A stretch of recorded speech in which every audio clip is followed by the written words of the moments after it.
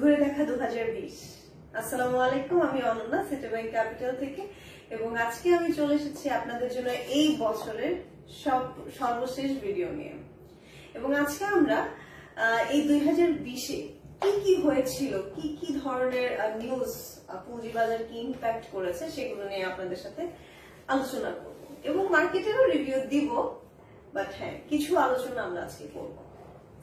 এই 2020 সালটা সব মানুষের জীবনে, আমার মনে হয় এই শতাব্দীর সব মানুষের জীবনে ছোটখাটো কিছু ইম্প্যাক্ট করেছে। এবং আমরা যেহেতু ক্যাপিটাল মার্কেট বা পুঁজিবাজার নিয়ে কথা বলছি, তো চলুন দেখে আসি যে এই বছরটা পুঁজিবাজারকে কিভাবে ইম্প্যাক্ট করেছে।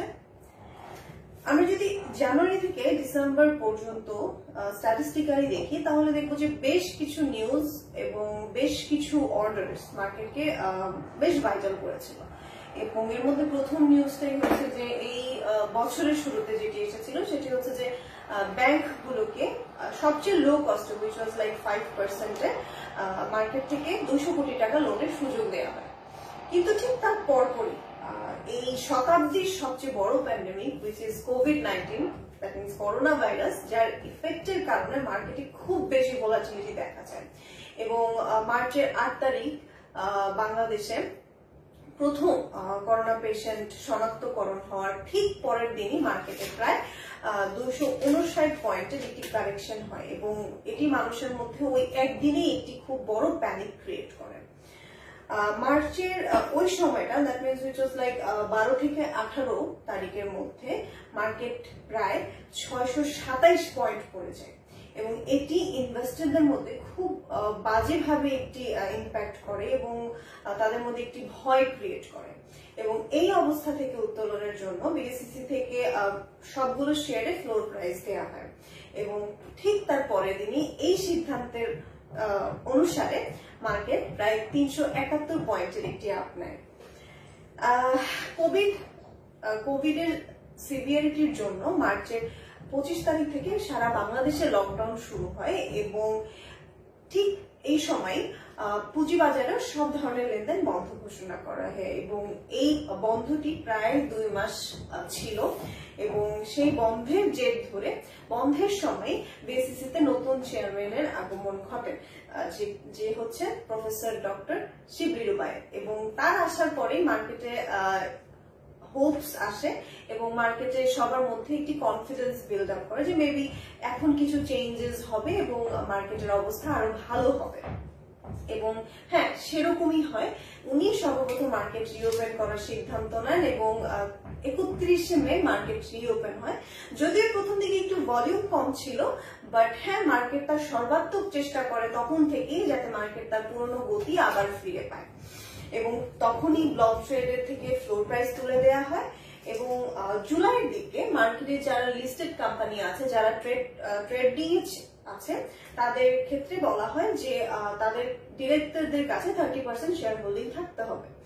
এবং অগাস্টের দিকে মার্কেটের ভলিউম অনেক বেশি বাড়া শুরু করে, যার প্রায় 30-35% ইন্স্যুরেন্স সেক্টর থেকে আসে। এখানে আরো একটি উল্লেখযোগ্য নিউজ ছিল বিএসইসি থেকে জেড ক্যাটাগরি নিয়ে, যে তারা রিফর্ম করার জন্য জেড ক্যাটাগরিতে কিছু নতুন পরিবর্তন নিয়ে আসে, নতুন রুলস জারি করা হয়।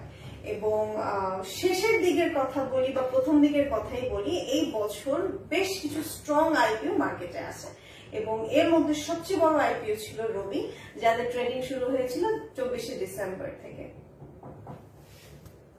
তো আসসালামু আলাইকুম, আমি মৌমিতা এবং এতক্ষণ অনন্যা আপু আপনাদেরকে যে নিউজগুলোর সামারি বললো, আমি চেষ্টা করবো সেগুলো সম্পর্কে অল্প কিছু ডিটেইল আপনাদেরকে জানানোর জন্য এবং ক্যাপিটাল মার্কেটের ইমপ্রুভমেন্টের জন্য রেগুলেটরি বডিজ কি কি করেছে সেটাই আমি আজকে আপনাদেরকে অল্প করে জানাবো।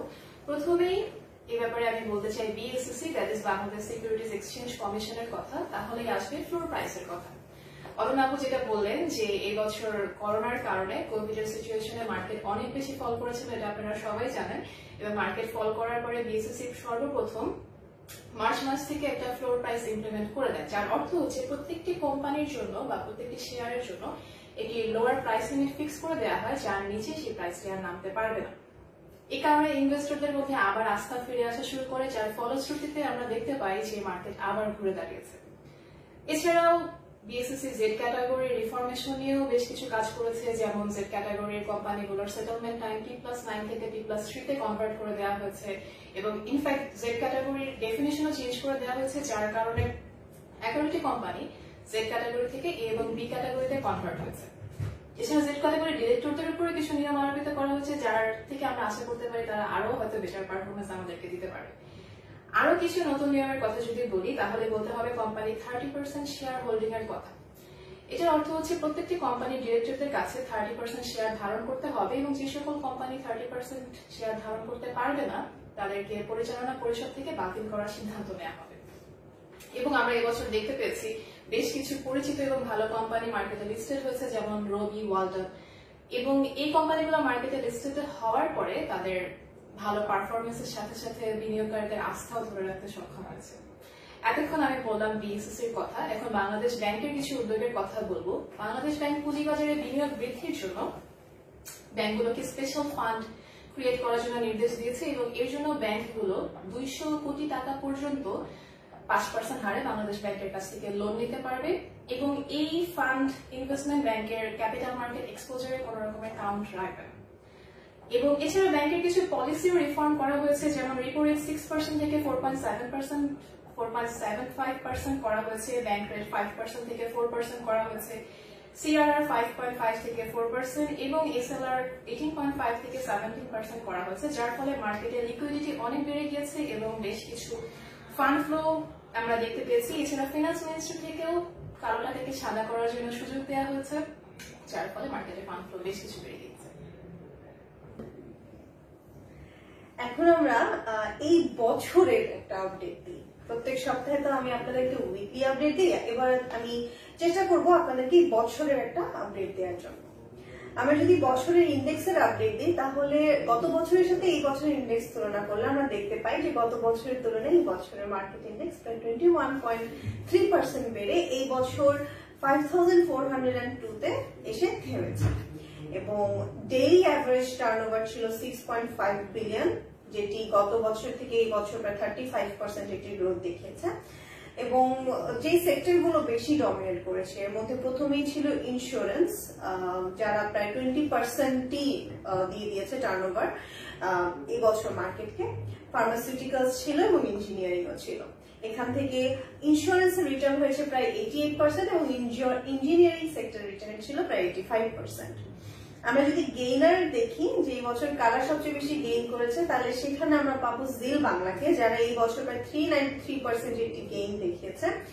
সেকেন্ড পজিশন আছে এশিয়ান ইন্স্যুরেন্স, যারা 329% এর একটি গেইন দেখিয়েছে, এবং বেক্সিমকো, যারা এই বছর 313% একটি গেইন দেখিয়েছে।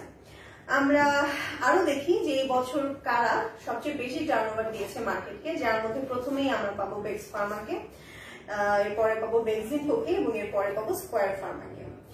এবং এর আগেও আপনাদেরকে বলেছি যে এই বছর প্রায় বেশ অনেকগুলো প্রায় 7টি কোম্পানি লিস্টেড হয়েছে আইপিও হিসেবে এবং বেশ স্ট্রং কোম্পানি তারা, এবং এদের থেকে এভারেজ রিটার্ন ছিল প্রায় 155%। So that was all for this year. আমরা এখানে আমাদের এই বছরের এই সেগমেন্টের ভিডিওটি শেষ করছি। আশা করি সামনের বছর আপনাদের জন্য নতুন সম্ভাবনা নিয়ে আসবে এবং আপনারা ওয়াইজলি ডিসিশন নেবেন। আসসালামু আলাইকুম।